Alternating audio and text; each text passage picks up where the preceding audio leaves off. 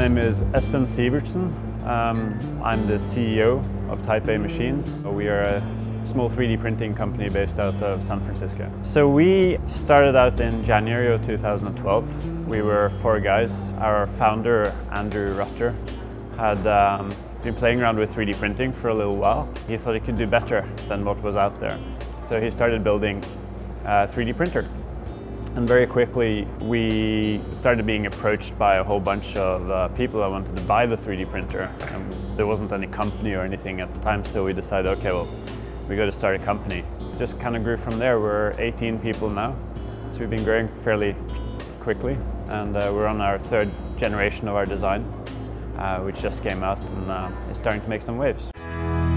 My name is Brian Allen. I'm the lead designer for Type A Machines. The design department at Type A Machines covers a lot of different areas. We need Podio to manage how we interface with all the other departments. That involves design interfacing with people like marketing, people like the R&D department, the engineering department, and manufacturing. Podio allows us to jump between workspaces very quickly and have a deep understanding of what's going on in the other workspaces from a design perspective. So we're able to track how our design is implemented, how our design is developed, and how projects and campaigns that we engage in are moving.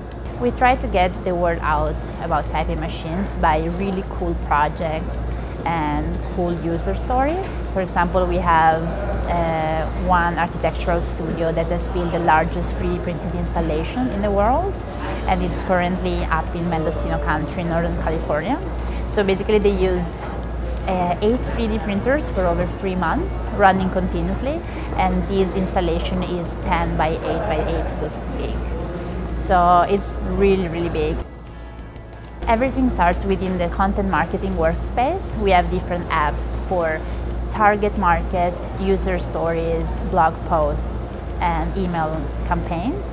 So when we do a landing page for architects, for example, we want to connect that to the architect user stories that we have, and that user stories are also connected to the customer and their 3D printer. So in order to manage quality control, we've created custom Podio apps, and it's all based on serial numbers. So when we send machines out to customers, we want to know that those machines are rock solid. They're going to perform for years. So we associate a serial number with each machine as it's in production. So quality control actually starts from the second that we start screwing pieces of metal together. There's a checklist that the manufacturing personnel follow the entire way, down to the screw.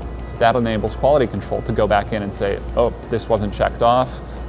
We may be able to track the problem back to an assembly step. When you actually have the machine completed, you then have a whole workspace of Podio to go back and reference to say, oh, look, this isn't working, or something is not quite right, and you can reference it back, see who checked it off, and ask them what happened here.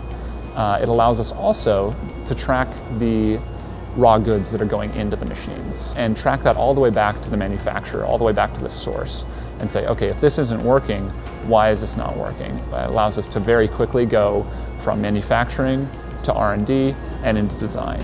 You know, one of the really powerful tools with Podio is that you can evolve the system and evolve the database and change buttons and move things around based on your need, and you don't lose that underlying source of data. And so, you know, Podio looked totally different 2 years ago when we started out. And, you know, Podio keeps on updating its apps as well, which is good for us, so we get more features. And because we've got that data and we can keep on changing the system without losing any of that data, it's been very useful for us as well.